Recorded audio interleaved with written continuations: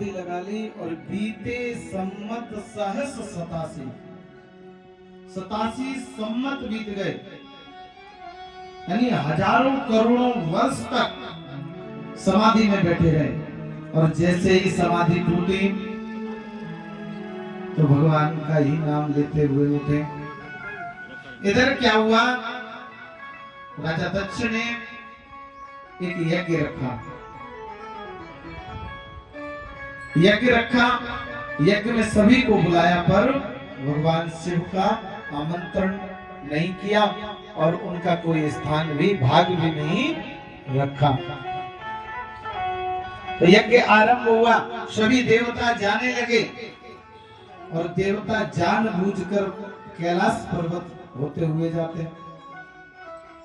तो पार्वती जी का भी आमंत्रण नहीं आया। जब भगवान को नहीं दिया तो बेटी को कैसे आमंत्रण जा सकता था।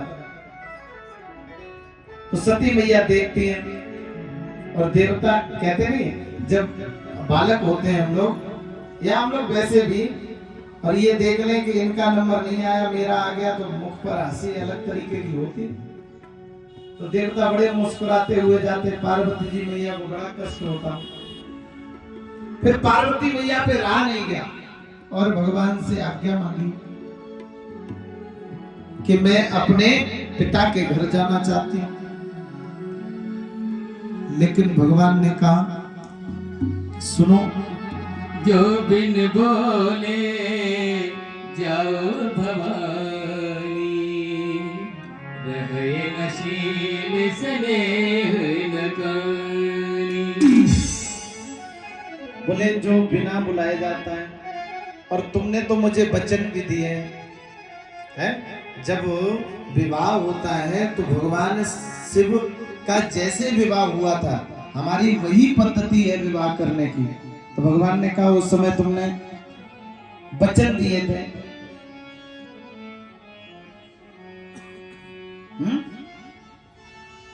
बोले बिना बुलाए अपने पिता के घर नहीं जाना चाहिए। जो बिन बुलाए जाता है उसका अपमान होता है सती। लेकिन मायके की एक लौ, एक लगन, क्योंकि एक आधा जीवन मायके में व्यतीत होता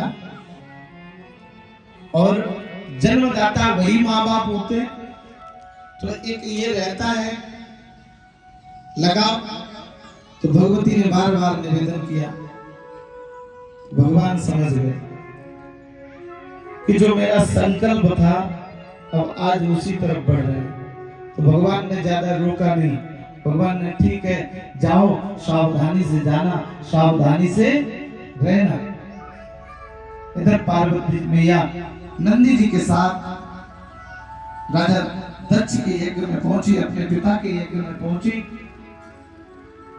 और उन्होंने देखा जो बहनें थी वो उनसे बोली नहीं।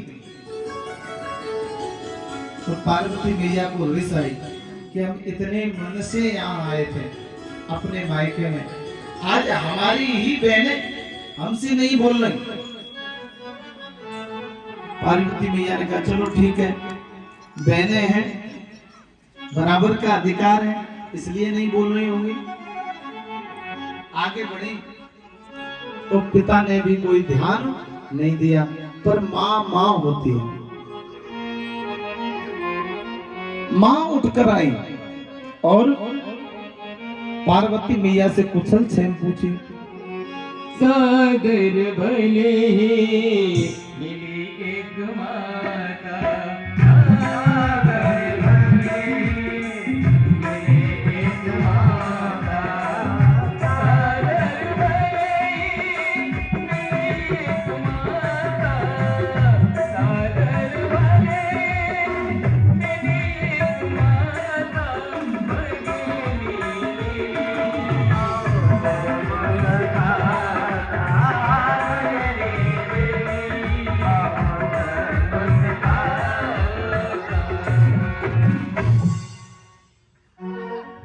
मैया ने कुशल क्षेम पूछी तो पार्वती जी को थोड़ा सा हर्ष हुआ, चलो कोई नहीं बोल रहा, मेरी माँ तो बोली। और माँ के लिए तो बहुत अच्छा लिखा गया है, कुपुत्रो ज्यायेत क्वचिदपि माता कुमाता न भवति। न भवति। एक बार कोख से कन्या भी अकन्या हो सकती है और पूत भी कपूत हो सकता है, लेकिन माता क्वचिदपि माता कुमाता न भवति। माँ कभी कुमाता नहीं हो सकती, माँ तो माँ ही होती है। पर सती मैया यज्ञ की तरफ गई तो उन्होंने देखा कि मेरे पति का कोई स्थान नहीं है। वैसे तो सही मायने में ये है, जहां पति का सम्मान ना हो वहां स्त्री को कभी जाना ही नहीं चाहिए, क्योंकि जब विवाह हो जाता है उस समय पति ही सब कुछ होता है, और जहां पति का अपमान हो जाए ना कभी वहां जाना चाहिए और ना कभी व्यवहार रखना चाहिए। और पति का भी यही अधिकार है कि अपनी पत्नी की सम्मान की हर रक्षा सुरक्षा करनी चाहिए।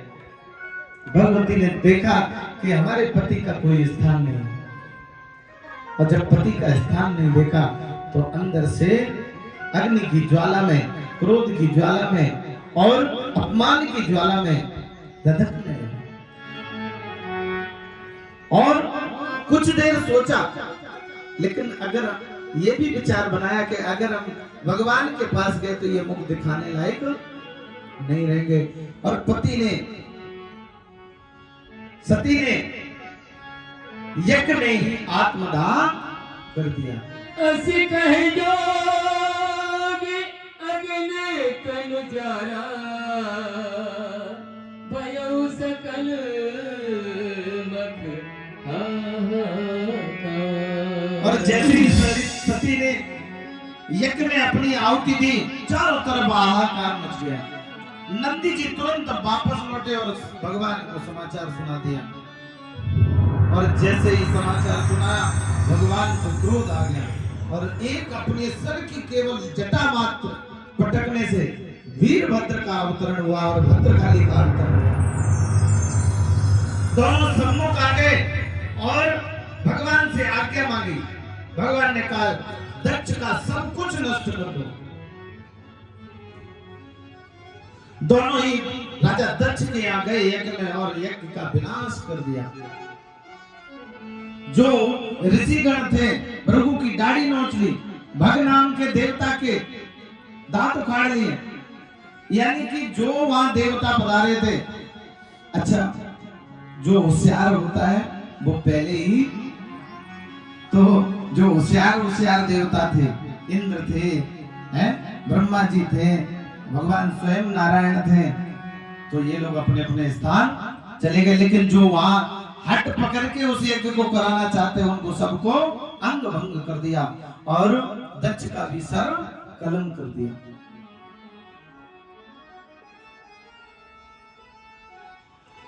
आगे कथा आती है कि भगवान शिव पहुंचे और तब तक दक्ष को भी आभास हो गया कि ये मैंने बहुत गलत किया।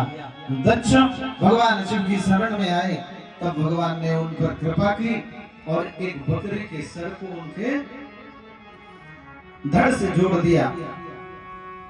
और जब बकरे के सर को धड़ से जोड़ा तो कुछ बोल नहीं पाते, बकरे की आवाज होती है अलग तरीके की, लेकिन भगवान उस आवाज से बहुत प्रसन्न हुए।